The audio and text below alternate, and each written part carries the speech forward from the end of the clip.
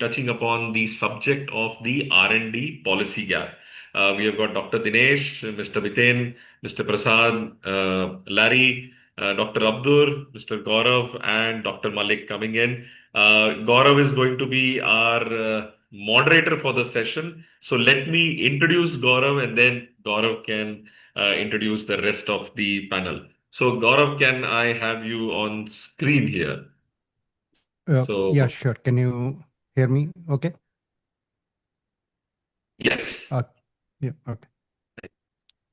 You and I'll just spotlight for everyone.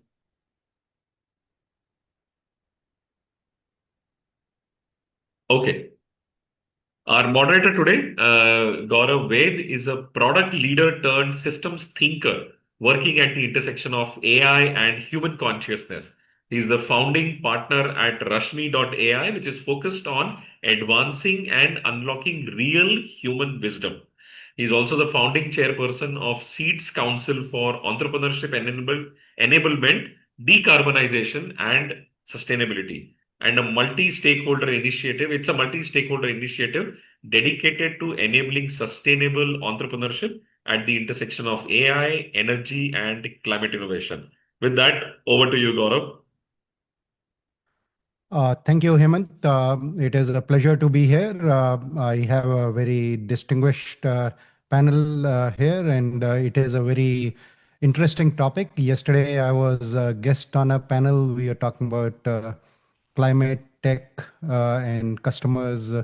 Today, we are going to explore a very important question about policy. And as part of what I do in Seeds, it's kind of building an ecosystem of all of that. So policy, whether it is really an enabler or a hindrance, that is going to be the focus today. And I have the pleasure of having a very distinguished panel. I'll quickly introduce them. And I know Dr. Abdur is at an airport joining us. So I'll try to get you done in time here so you can catch your flight.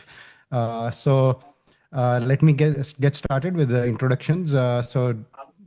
First up, we have Dr. Dinesh Nambiar. He brings nearly 3 decades of experience across global pharma and FMCG industries with a PhD in chemistry and leadership roles at organizations like Godrej and Sandoz.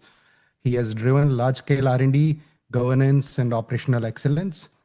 His work spans embedding regulatory frameworks like US FDA and EMA. He also brings deep expertise in global sourcing, technology transfer, and resilient supply chains. So looking forward to hearing your perspective, Dr. Dinesh. Next up, we have Biten. Biten is a global healthcare technology leader with over 30 years of expertise in medtech R&D, innovation partnerships, and product development. He has led diverse portfolios across disease areas and technologies, delivering impactful solutions through both internal innovation and external collaborations. He's passionate about building future-ready healthcare businesses and mentoring leaders and startups in the ecosystem. So welcome, Biten. Next up, we have Prasad Menon. Prasad is the president of ISBA, India's National Network of Incubators, and CEO of CIBA in Mumbai, with over 2 decades of global experience across FMCG, retail, and technology. He has played a key role in shaping India's startup ecosystem.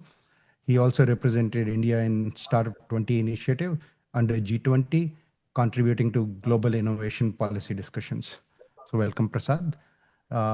Next up, we have Larry Hartman. Larry is Chief Strategy Officer at ninjascan.ai, where he's focused on making digital accessibility meaningful and effective.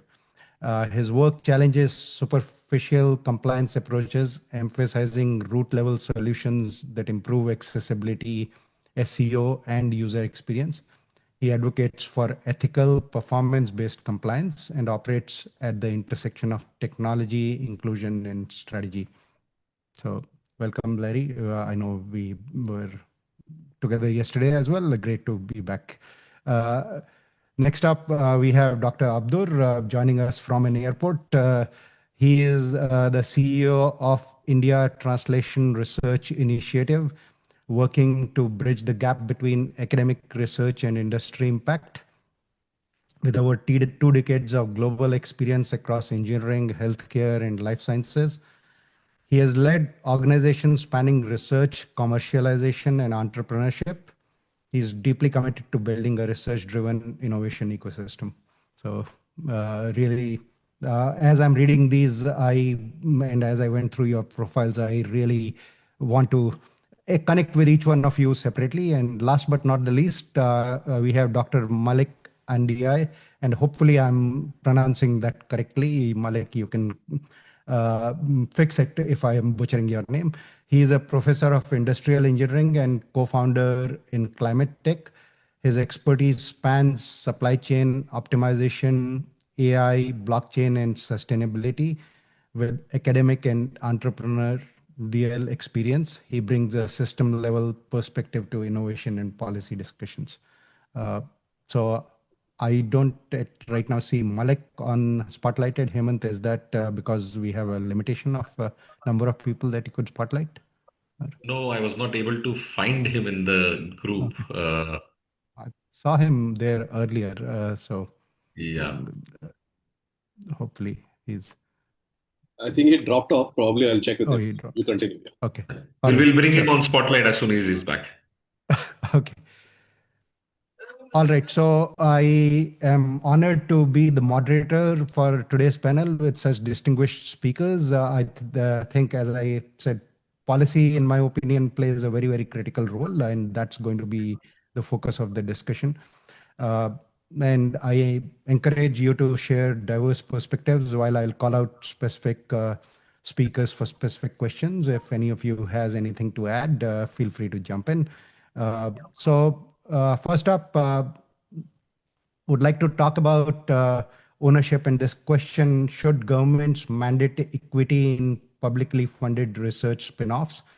Is that accountability or overreach on part of the government? And given the various backgrounds, so Dr. Abdur, given your background, I would love to hear, does this discourage risk-taking?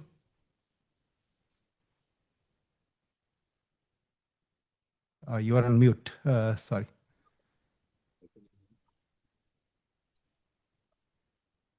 Yeah. Something's still not right. Still cannot hear you. Hemant, is it a problem at our end? Dr. Abdur is unmuted, but we are not able to hear him. Yeah, he's making a point. I can see him talking. Yeah. Dr. Abdur, you might want to speak directly into the phone rather than through the Bluetooth.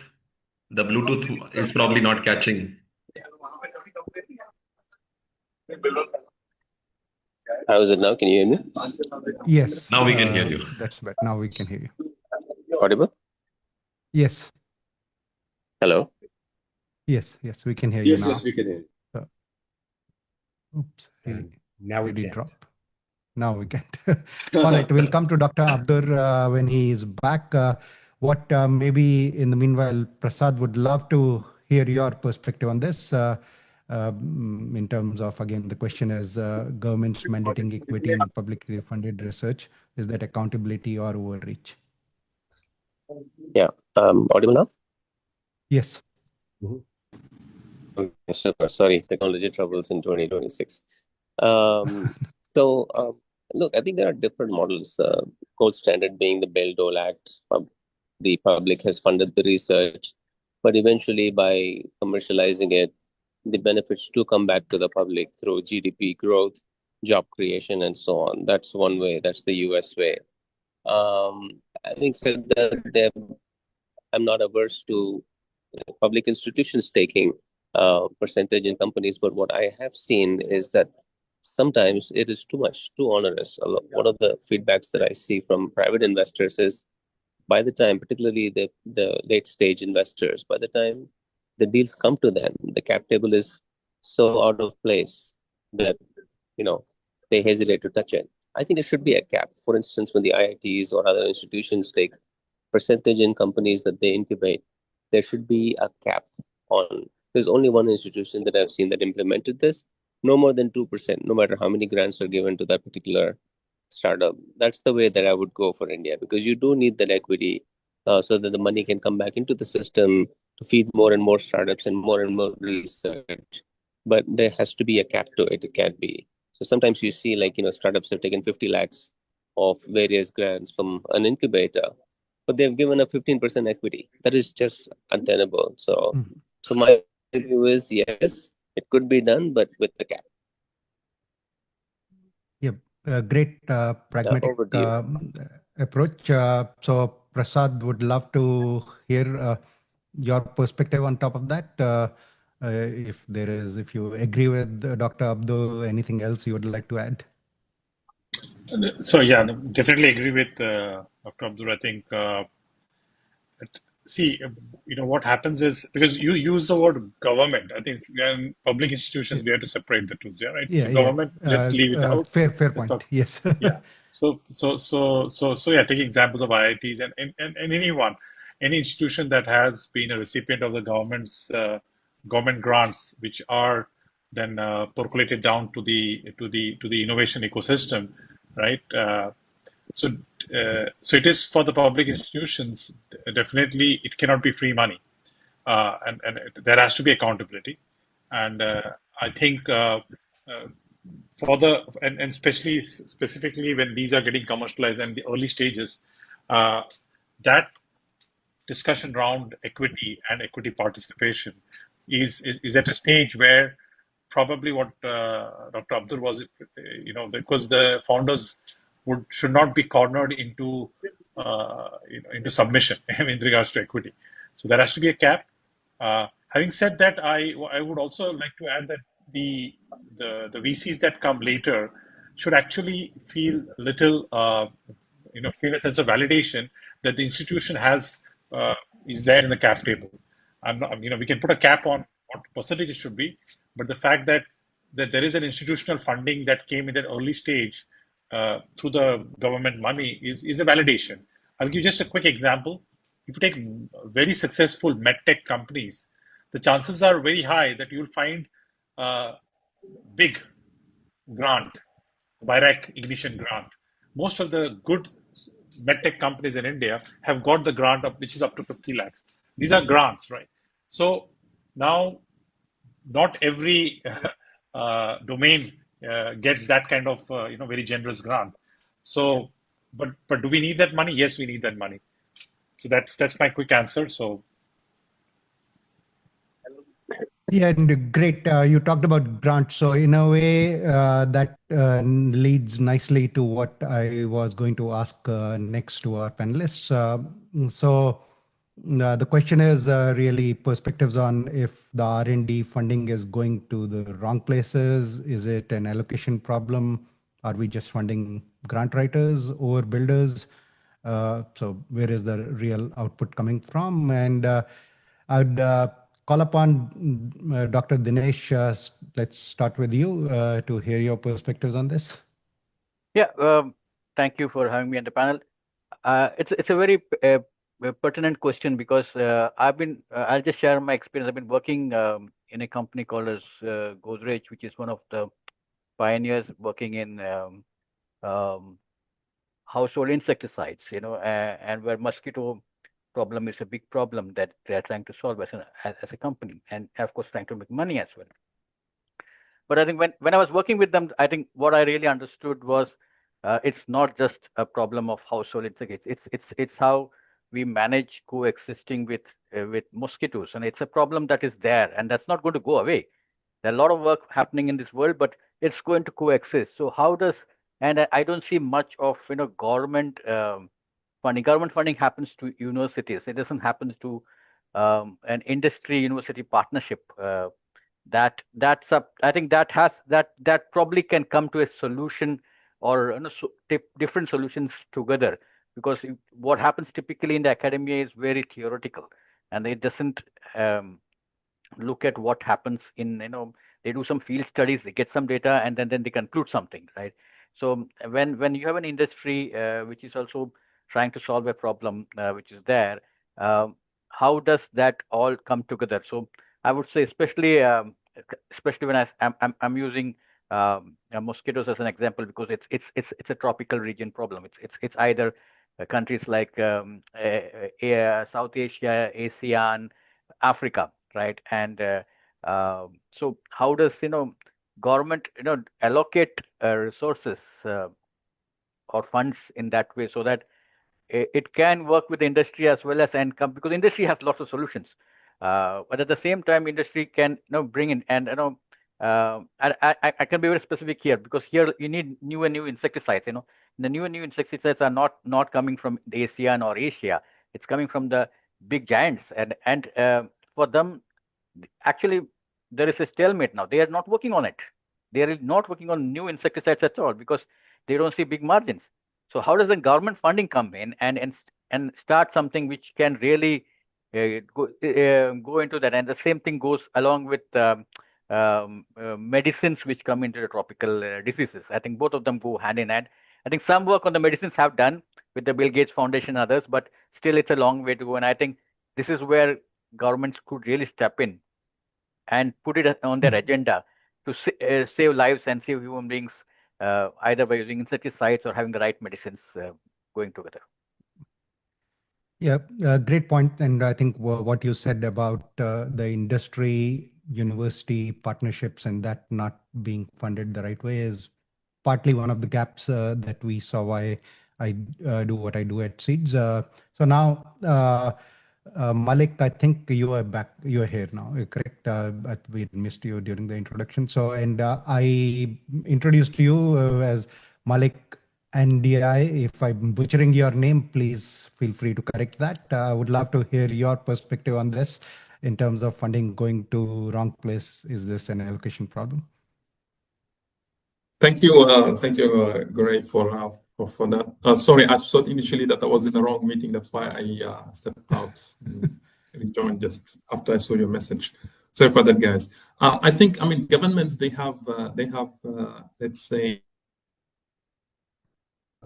commitments towards, public and communities, and so funds needs to go where we need solutions.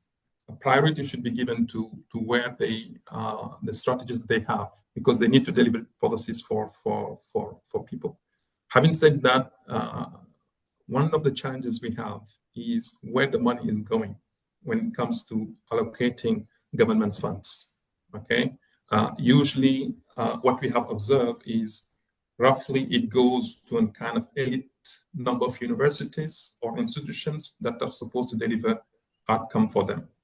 What probably we need to do is widen that and make sure that basically we can rely on all kind of, I'm going to call quote unquote forces that are in academia, for instance. Okay, this is one of the issue I think needs to be addressed. How we can, let's say, because innovation can come from any sector of academia. By the way, not only STEMs. Okay, because most of the time we tend to focus into engineering, we tend to focus into more science-based research to the extent that we tend to focus humanity, arts, and so. Innovation can come from all part of the academic sector. Other issues we have, I think, when it comes to the funds, is how funds are managed. Okay, one of the issues that is critical is the process we use to allocate those funds. Quite often, when money is there, let's say, I would say 30 to 40% will go to managing the funds itself, because we have huge processes to allocate these funds. So I think we need to find ways to shorten time to research, let's say, at the same time widening basically the allocation in terms of university calibers and the like of those, to allow more people to get into innovation and allow basically whatever is done in academia to be translated to something that is meaningful to people. Thanks. Back to you. Excellent points, and could not agree with you more about innovation beyond STEM. I think with everything that's happening with AI, there's more need for innovation coming out of the core technology areas. I'll switch up what I had planned a little bit in order to get Dr. Abdur on his flight in time. There's a question that I wanted your perspective on, and then maybe Dr. Abdur, you could after that share your closing thoughts, and you can drop. We'll continue our panel discussion. So I wanted your perspective on, can policy serve both frontier labs as well as under-resourced regional institutions at the same time? Is that possible? What would be your views on that?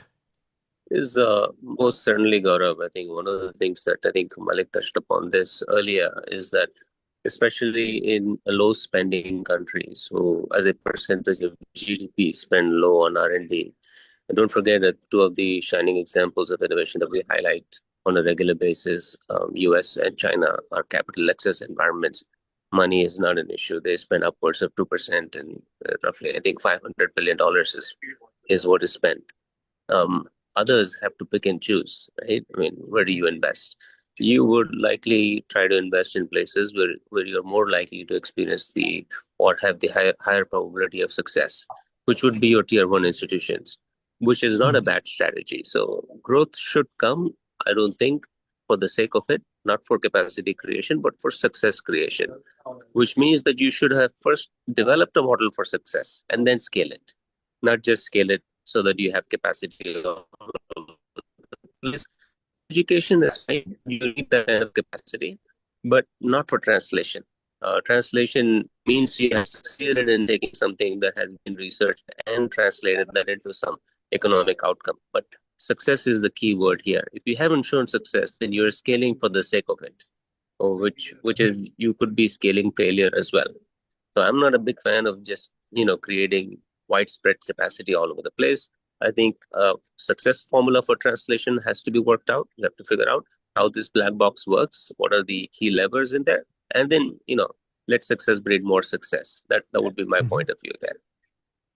Yeah, thanks. Great. Is there any?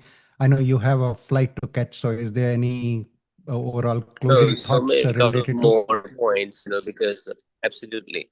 Thanks for that. Thanks for accommodating my schedule. I reflect on this quite a bit. The word translation is used widely and loosely. Everybody wants to be a great translator. But like I said, there's only a handful of countries who have done it really well. It's been elusive for the most part for most people. I think it's because it's a very, very complex piece of, multiple pieces of the puzzle that are involved. Money is one, government funding is one, industry participation is another one. One data point that I like to share with people is that the United States is the largest holder of the Nobel Prizes in the world, with more than 400. But many of them, more than 50% of them, came from private institutions like MIT, Harvard, not public institutions, right? Private institutions played a huge role, not only academia, but also institutions like IBM, Bell Labs, Honeywell, Raytheon, you name it, Lawrence Livermore, Sandia National Labs, Oak Ridge National Labs. They're intermediate between pure academia to pure industry. Their intermediate stack is very thick. And that didn't happen overnight. It took decades and decades of sustained investment, no questions asked, no returns measured type of an investment for a very long time to be able to create. Now, China created another model of innovation, which happened in a much shorter time, right? And partly because they had the benefit of the hindsight of watching and learning from the US over many decades. And I believe that going forward, countries like India will have even shorter cycle. Remember that both US and China largely did what they did before the AI era. Now with AI, it is going to be even more compressed. So very exciting times ahead, to be frank. It will not be so expensive. The learning is going to be easier. But we still have to invest the time and energy where it makes a lot of sense. And I think for me, the translational journey begins before the first experiment has been committed. The thought has to be given as to why we're doing what we're about to do. Many times what you find is that the quality of research is low. I mean, I like to say that there is no translational or non-translation. There is only excellent research, non-excellent research. Excellent research always finds its way. In my experience, I have not seen a great piece of work go to waste because translation was not done, right? More often than not, you come across mediocre efforts where a lot of thought did not go into before committing the first experiment. So I'll stop there, and thank you so much for accommodating my schedule today. Thanks. Great to hear your perspectives on the various questions and your closing thoughts. Could not agree more.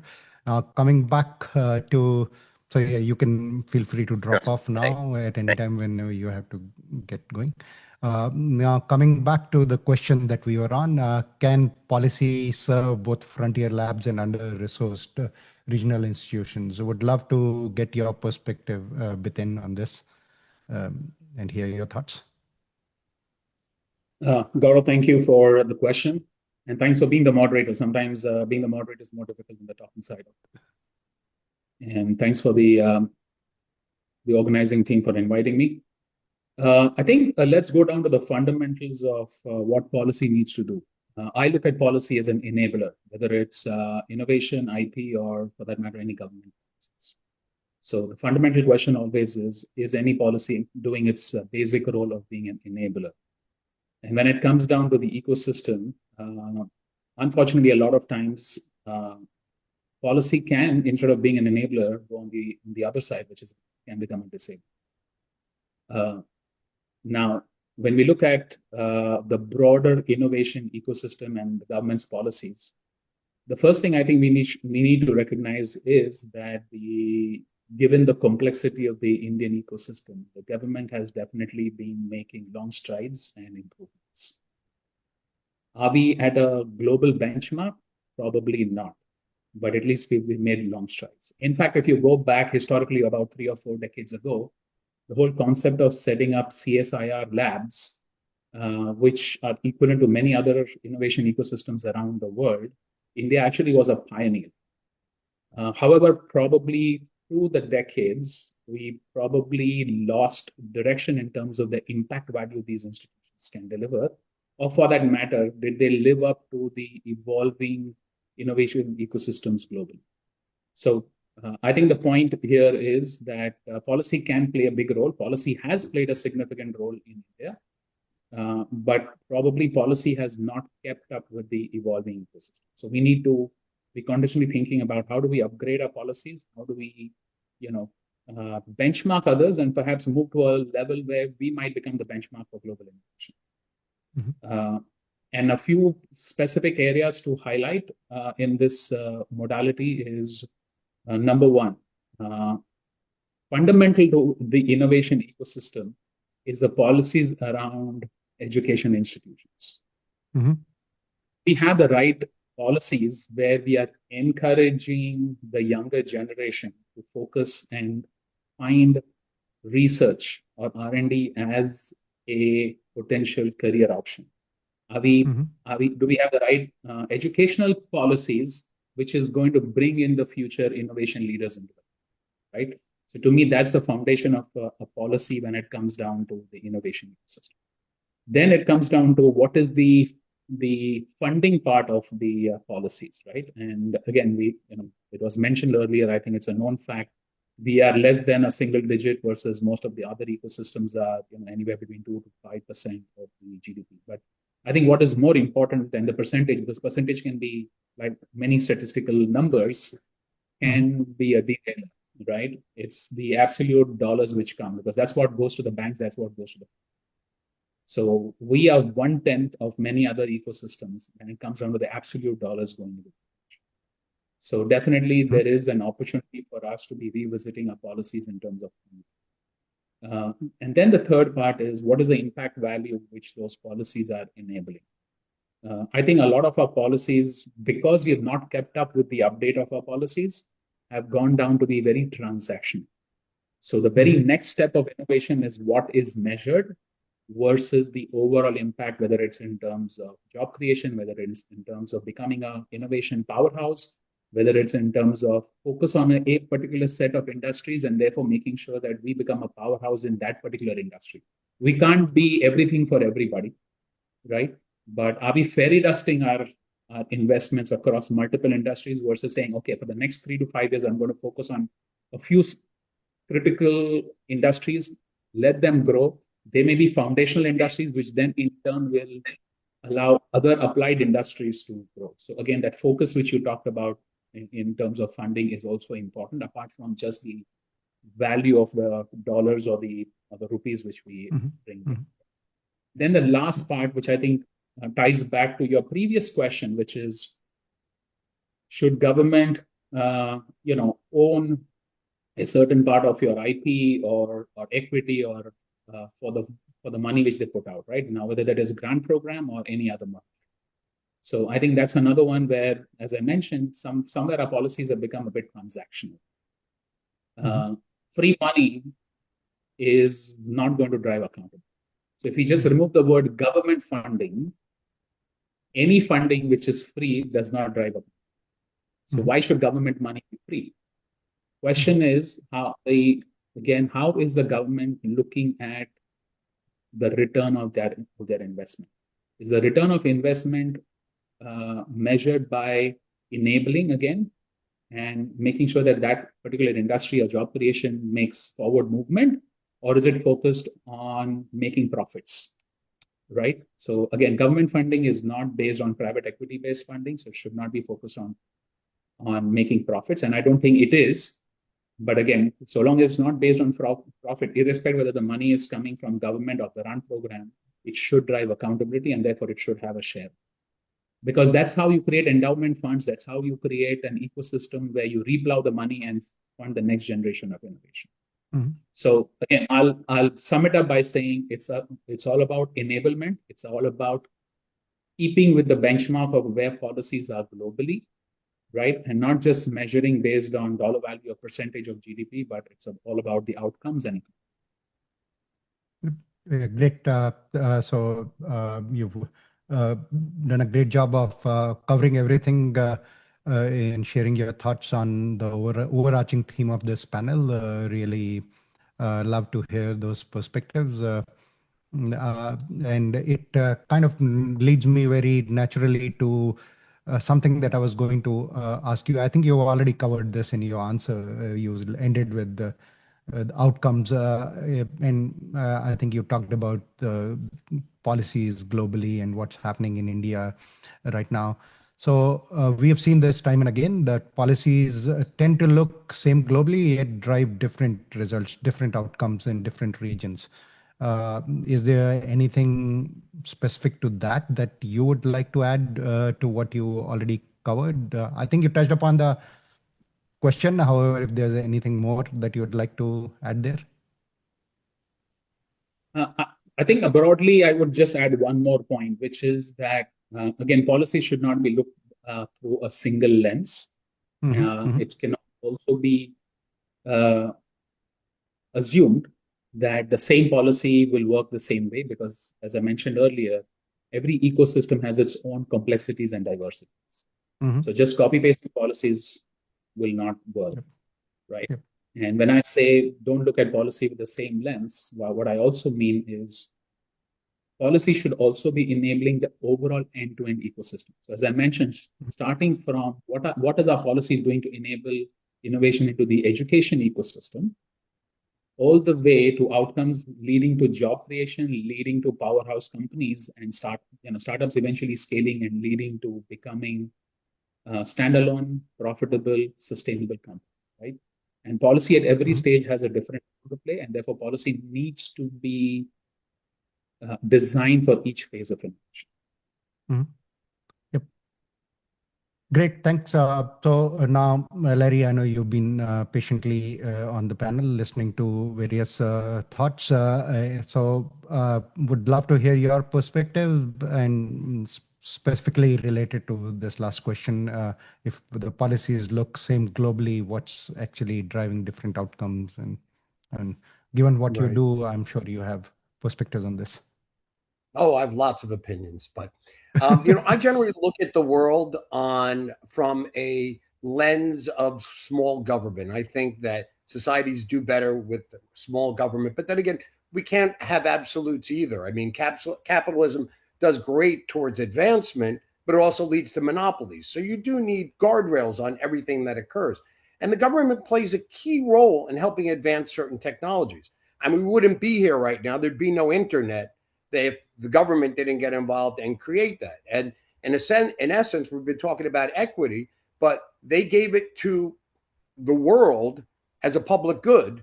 And, there's no government making money off of having created the internet. You could point to other obvious examples like space technology. It's led to life science advancements, technology advancements, even textile advancements as a result of government investment in certain technologies. Now, my big problem is sort of twofold. One, the government picks winners and losers, right? We're going to invest in this. We're not going to invest in this. A lot of those decisions are made by people who have great philosophical concepts, but really don't have a lot of real world experience. So you have a lot of people sort of pontificating on these issues, and they're deciding how to allocate the money. Here in the US, for example, we had billions of dollars thrown at a solar company called Solyndra. It all went poof, up in smoke. A whole bunch of tax dollars went nowhere because philosophically it was a great idea to go in a direction to go in. But if you throw too much money at something that's not needed necessarily at that time, or the advancement isn't sufficiently advanced to make it a viable company, it's not going to work. And, and that's where the allocation sort of has to happen in a rational and reasonable approach. Now, I don't have the answer to that, right? If you spread it across everything, then nothing will get done. If you try to put too much money in particular areas, there's some great technologies that won't get advanced, but also you're dealing with the fact that government agencies or government funded institutions or even private sector government funded organizations are judged by different metrics, right? They don't have a short-term need to succeed. They can fail for decades and still keep getting funding, right? How much money have we thrown at string theory, for example, with no results at the end of the day other than sort of great philosophical concepts, and who knows where that'll lead. So I think government can play and should play a key role. I think government should get an equity participation, to pay back the taxpayers that have invested in this particular company and technology. It shouldn't just be the private sector, the winners and losers, getting the lion's share of the benefit from it. But also, I think that I'm a big believer in private sector advancement. Sometimes short-term thinking doesn't necessarily lead to the best results, but I think that overall, it needs to be a balance, clearly, and that the governments play a very key role, but they do need to be remunerated for it, both to have additional funds towards future technological advancements, but also it's just the right thing to do for the taxpayers who at the end of the day funded that particular technological advancement. Yeah, awesome. There are so many threads there that I would love to pick up on. However, in the interest of time, we'll move along. And I know we are trying to catch up on schedule. So I'll try to go through this quick and ask the next set of panelists that I ask questions on to also add your closing thoughts with that. So the last question that I wanted to kind of get perspective from some people on the panel is there's this standard kind of rule about the 3% GDP as the spend on R&D and things like that. So is that the right approach, or should actual innovation outcomes be driving that? And I would turn this over to you, Prasad, to share any thoughts on that, as well as then maybe just finish up with your closing thoughts on the overall topic. So I would just start with the closing thoughts, because I think Larry mentioned about returns from the government. I think, because coincidentally, a lot of discussions are happening around, should the government, how do you monetize the UPI backbone that the government has built? There's a massive investment that has gone into it, and but if you look at it, what the UPI infrastructure, the investment in UPI of the government using taxpayers' money has done is it has brought to all levels of society that some kind of equity has been created in the society in terms of who benefits from it currently, right? So, to answer your question on these percentages, to be honest, for me, the reality is when the sector needs it, do we have the funds pumped in? India definitely is lagging behind when it comes to percentages. We don't even come to the single digit. We still have the decimal point as far as the R&D budgets are concerned. But having said that, if you look at it just recently, we have promised 1 lakh crores. So I don't know, how do you translate that into US dollars of RDIF fund going in the coming 5 years? Now, that quantum of fund, and even if you take the first year of 25,000 crores, that's a huge amount of money. The question is, it's not the capital, the R&D fund that is available, but it's also the deployment of it. How do you deploy it? Do we have the mechanisms to deploy it, right? And that's where the challenge lies in. I think capital, it's not like you wait for the deployment mechanism to be there and then mobilize the capital. It's not a chicken and egg thing. But what I'm trying to say is that just the percentage and the quantum of funds is not the only measure. Yep. So I think I'll stop at that. Yeah, thank you. Yeah, thanks. So, Malick, I'll come to you next with the thoughts on the same percentage question, as well as based on the entire discussion and the theme, any closing thoughts? Thank you for that. First, for the 3%, I think it's just a target that has been used to motivate countries basically to invest into innovation.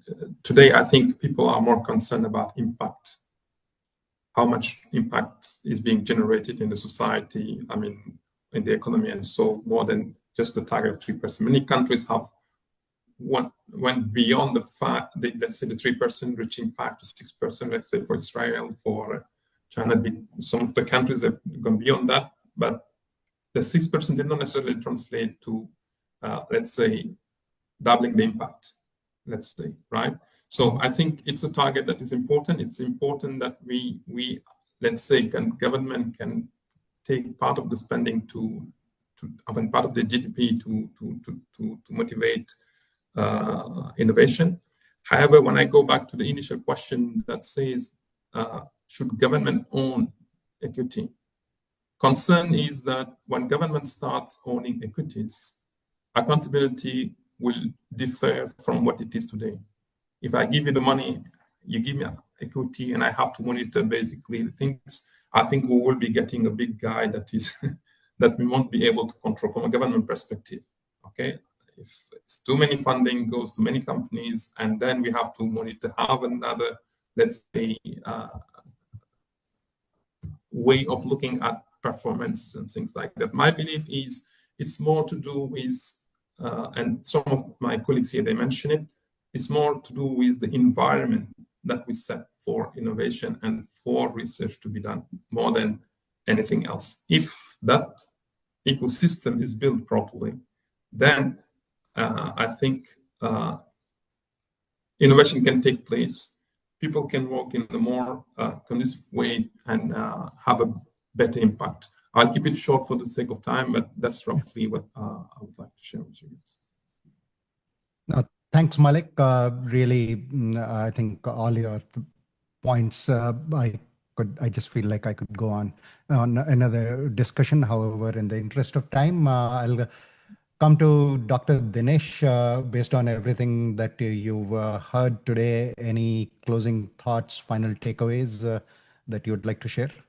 It's wonderful to have different perspectives coming in, especially the one with policy. I think coming more from the industry, policy doesn't affect us more, but I think it's the way the policymakers should be influenced is something which is a responsibility of all of us.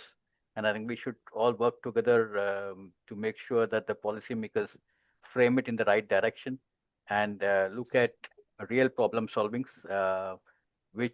and if it's a fraction of what we are investing in defense sector comes into the R&D sector, I think the world will be changing for good for all of us. Yeah, No, that's my great. you. Yeah, that's a great thought. I also say that across the globe, if we were across the able globe. to Yeah. make that would be an Yeah. amazing change. Biten, I would come to you for any closing thoughts there based on everything that you've heard. Is there anything that you would like to add across the topic? Sure. Thank you, Gaurav. Maybe three points to close out, right? Number one is learn from best practices, but let's not copy paste everything which might have worked somewhere else and bring it, because we have a unique ecosystem. We need to evolve our own pace. Second, let's celebrate the successes which our ecosystem have given. There are several industries which have benefited from government policies. So maybe benchmark internally as well. Where have we succeeded and how can we bring some of those models to newer industries, right? And let's not get bogged down by that less than 1%. Focus more on evolving our policies to where we want to go in the future. Mm-hmm. We need to do a policy upgrade. And then, I'll take the example of healthcare, right? When we go to buy consumer goods, more often than not, a conversation with a shopkeeper might be, what is your budget? Mm-hmm. Right? But if you go to a hospital or a doctor, you don't start the conversation with what is your budget. Conversation starts with how can I be healthy, right? So maybe the funding question should be reversed, because that dollar number or the percentage number is more how you measure your budgets, not your outcomes. Mm-hmm. So we start the reverse way. Where do we want to go in the next 5 or 10 years? Yep. Where do we want to go? What industries do we want to focus on? What is a measure of success? Whether is it job creation? Is the backbone, as we talked about UPI, right? And then let's roll back and say, to get to that goal in X number of years, what is the funding required, and can we possibly make it? And perhaps even invite industry into public-private partnership programs to then eventually get to that funding level. They're great points. Last but not least, Larry, I know you made some excellent points in your summary. Anything else that you would like to add as closing thoughts? Yeah, sure. I seem to I love my esteemed colleagues' comments. They're all very pertinent and very, very valuable and insightful. I come about it from a little different perspective, right? So a lot of it is about not necessarily the percentage that you're putting in, but making sure that the money gets to the best areas. I mean, at the end of the day, do you want politicians making decisions, or do you want the markets making decisions? You cannot force things down people's throat. When you try to increase the minimum wage, it has an impact in ways you never even considered, right? So, for example, I think that we're better off perhaps by considering it from a tax incentive perspective. Yes, it may on its face appear that we're going to be giving something up because we're lowering taxes in certain areas to encourage investment, but results prove throughout history that at the end of the day, it turns into a win-win situation where the lowered taxes in that particular area, encouraging investment, lead to higher collected taxes at the end of the day. So just food for thought. We do need certain government investment. I do agree in that and believe in that. But I think if we skew it more towards tax incentives, then we're going to get better outcomes overall for everyone.